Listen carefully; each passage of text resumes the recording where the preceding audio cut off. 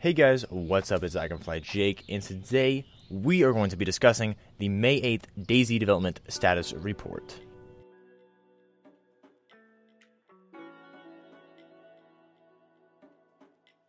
Their status report starts off by talking about the fact that the devs have taken note from all the info from the stress tests. They've been looking all over Reddit, Twitter, and YouTube just to see the kind of feedback they're getting, and they're loving all the feedback. So guys, if you're trying the offline mode, if you're trying the stress tests, keep it up. They've taken notes on such specific things as distance sounds being a little bit weird and hard to locate, and megaphone audio. Those things are already noted, and they've already started their small tweaks that are needed to fix those. The next goal for stress tests is multiplayer testing with the infected. So basically, guys, the next set of stress tests, not necessarily the next one, but the goal for the next few of them is going to be testing how it is with multiplayer environment of, in the world of Trinaris, along with the infected being around and behaving however they allow them to. It's been 2 weeks since the very first stress test. I thought I would tell you guys that. And there's been 4 total stress tests, if you guys are wondering how many there have been. So basically, that's an average of 2 stress tests per week. So I would expect that to actually continue about the same rate for the next couple of weeks until we go into experimental. Along with an offline mode that if you guys are curious about, make sure to click on right now. There will be a card on the screen you can click to go check out my video on how to download that offline mode and be prepared for stress tests in general. There's been work on the clunky sort of controls that have been, discussed that need tweaks. People don't like how certain systems are. Some people love them. Some people hate them.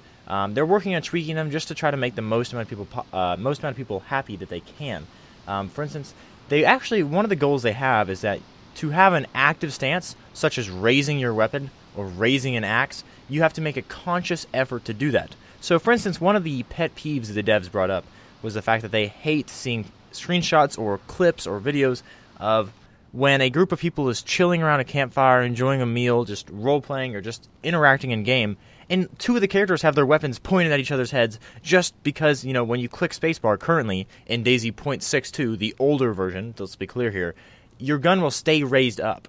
And you could just walk around with it raised up and you're, all willy-nilly, not meaning to do that. And that's just ridiculous because basically that makes you look like you're hostile, and everyone's learned that, well, they're not really hostile because that's just how the game is. Well, they don't want the game to just naturally be that way. They want it to be, if you see somebody with their gun raised in the distance, or if some dude walks up to you and their gun is raised, you don't have to wonder, is that just because they forgot to lower their gun? No. It's going to be a conscious effort. You have to hold down the raise button to raise the gun, which is something that people turn on, I believe, in like Call of Duty. I have it turned on in PUBG. That's how I like it. I don't like toggling. I like holding, and whether you like it or not, you kind of need to get used to it because it makes sense. I want to know if I see you in the distance, is that guy's gun raised? Oh my gosh, it is. He's being hostile either towards a zombie or defending himself or something. But you want to know those things, and it just creates the world to look a lot more realistic. In real life, nobody walks around with their gun raised when they're having general conversations. It just makes sense. They're also working on other clunky things, such as how we aim in game, because a lot of people, they got some negative feedback towards using the middle mouse button, and I believe you couldn't even rebind it. So there's being work on that, and of course they'll let you kind of bind it to mainly whatever you want, but they're going to have you still do it in the order they choose. None of that is final, so give your feedback to them, leave comments on Reddit, tell them what you think about it if you actually have a good opinion. Also leave it in a comment on this video and I'll read it for sure.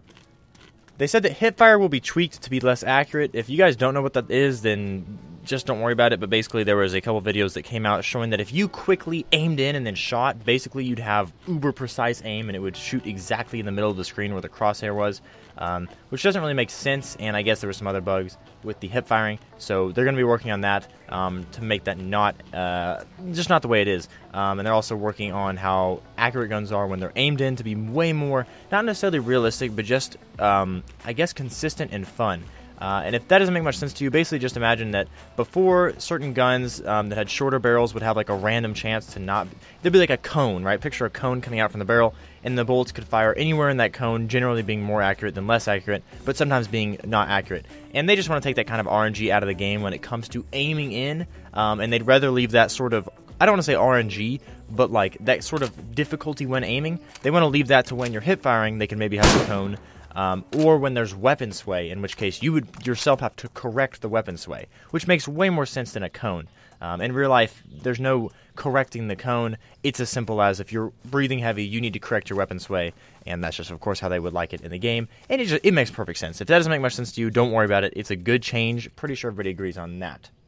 Some other criticism received by the developers was that people aren't liking the quick slots, which I personally love them, and I say people aren't. I'm not saying majority. There are just people that don't. There's a lot of people that do. So basically, you guys have already known and always been used to this in DayZ, that in the bottom of your screen, you've got these slots, these like little rectangles or boxes down there that you can drag an item into, and then it's as if it's in your pocket, and you have quick access to it. You don't have to open your backpack and drag it out. You simply press it, and it goes into your hands. Well, they want those to be more useful and almost behave as if they were pockets. So if you have ammunition drug into one of those squares, and you have your magazine into that one of those squares and your firearm into one of those squares, the process for reloading would be eject the magazine from the gun, or if it's already ejected, simply get the magazine in your hand, then you hold down the button that pops the ammo out of your pocket, right? And then you put the ammo in, I'm sorry for stuttering there. And then you put the ammo into your gun one by one. And if you haven't seen clips of that, it's really not that bad. It's just something to get used to. And for me, it's actually fun to relearn these kind of things and have some new, fresh controls that are more realistic. And honestly, I think it's a lot of fun and very satisfying animations. It doesn't feel clunky. It's just a learning experience. So don't be frustrated when you guys try this out. Treat it as a learning experience and something to be good at. I mean, honestly, the better you are at quickly reloading your magazines, it's just another skill to have over somebody else who's new to the game or not as practiced at that. They've commented on the fact that stress tests have shown good results, and that future ones, of course, like I already mentioned, want to test zombies along with players, and that also the spawning of players will not all be together in some random town such as Zelenogorsk to simulate the normal DayZ experience. So basically what that means is if you haven't watched any gameplay or streams or whatever, I guess that's still gameplay, of these current stress tests, or the ones that have already happened, the way they worked was all the players allowed into a server. I'm not sure how many it was, but let's just say it was 30 people. All 30 people would be spawning in a set location like Zelenogorsk, and that's the only place things would be happening at. Now, you could run off and go to other locations, I believe, but they now want to have it set to some of the new test spawn points. So basically, when you join the stress test, you're going to spawn along the normal locations you would along the coast. Wherever those are, I don't know if they've been tweaked, I don't know if they've been changed, but it's going to be normal DayZ spawning versus spawning everyone in the same town. Like I said, to simulate the normal DayZ experience.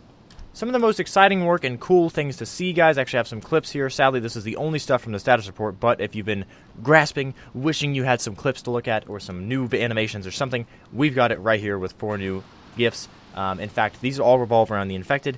Basically, they've done work with movement through static objects. Basically, if you guys have been playing the offline mode or seen in videos, some of the zombies are, again, able to go through walls, go through telephone poles, go through doors sometimes. It's not always, but sometimes. You're like, oh gosh, here we go again. Well, good news is the devs are completely aware of this. In fact, they knew about it, so like beforehand. And it wasn't just a bug. There is a bug a little bit with it, as in it's affecting performance more than they wish it would. But they said they want to work on this behind the scenes, and to allow your computers to run the game better, they basically disabled the infected knowing where the walls and static obstacles are. So the features are there, it's all there, they just need to do some optimization with it to make sure it's working along when they throw in 30 people into the same spawn. They didn't want that to be hurting the performance when they know they can fix that behind the scenes. So simple as that. There won't be bugs with zombies going through walls and doors, of course, once beta is released. Guys, don't be worried about that at all. And that's great. Moving on, they've also talked about with these zombies, as you can see in these animations, the crawlers are back, which is so cool. And it's not just like sometimes the zombies you find will be crawlers. Now, that might happen too, but they will transition into them. Check out these animations. When they shoot them in the leg, the freaking zombie falls down onto its chest to start crawling towards you. So creepy looking, so cool looking. There's a couple different angles of that, and I think that's just so immersive and honestly just, oh my gosh, it's just so fun. It adds a new dynamic to how you have to kill them, to what kind of zombies you need to be looking for, and just, I don't know, it's just realistic. I say zombies so many times, guys. Officially it's infected, but everyone calls them zombies. Okay, it's fine. Or not everyone, but a lot of people. Anyways, they also have tweaked some of the infected senses, which this is really cool. Apparently the zombies are going to be able to know whether you're standing, crouching, or prone. So depending on your stance, it will make you more or less visible to the zombies. Now, this is something that's been talked about for a while, but what goes a bit farther is that depending on what you're wearing, apparently the zombies will be able to differentiate you from your background. So in concept, in theory, if you're wearing darker, more camo clothing and you're in the shade or in the woods, you will be harder to see even by the infected than if you were wearing, I don't know, a pink dress and a red hard hat along with some styling green boots and no pants, right? So depending on what you're wearing, the zombies may or may not come after you, which is so cool, and I really hope they do this right. And honestly, guys, it's going to really just encourage me when I stream, when I play, to be choosing that camo clothing, and just makes all that more and more important throughout the world. And on top of that, there's a couple more animations of the gifs of the zombies spinning here.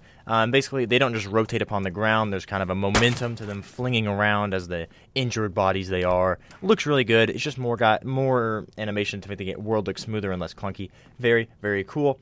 Last couple notes, guys. They've done a lot of work on ambient sounds. Already, guys, the sound team has done an amazing job. If any of you DayZ developers are watching, I wanted to say amazing job on the sounds. They sound great.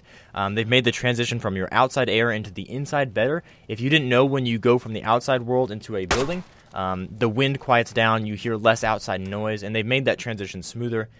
If you guys haven't heard that, you really need to experience it for yourself. It's very, very cool. So go hop on the offline mode, or just wait until beta's out. But just try it yourself. Very cool. Last note is Brian Hicks is sadly leaving the DayZ development team. He's not like moving on to some other game or anything, at least officially. But if you didn't know, he's from the States and will be returning to the States. He's had a great experience working on DayZ. And if you didn't know, he truly is a passionate man for DayZ. Apparently he has over 7,000 hours in DayZ. I bet not a single person watching this video has that many. If you do, comment down below and link your profile or something, and I'll give you a round of applause in real life. Trust me. That's a lot of hours, and this man loves the game, and he is, like, if somebody that has that many hours and still wants to play and cannot wait for it to come out so badly, he has been there to push this game in the right direction, and I know that behind the scenes he's had a lot of input, most likely, on getting them to develop this new engine and make the game that much better. And with the game going in the direction, he said they've already got the documentation and notes down to push this game in the right direction. He's already done all his hard work,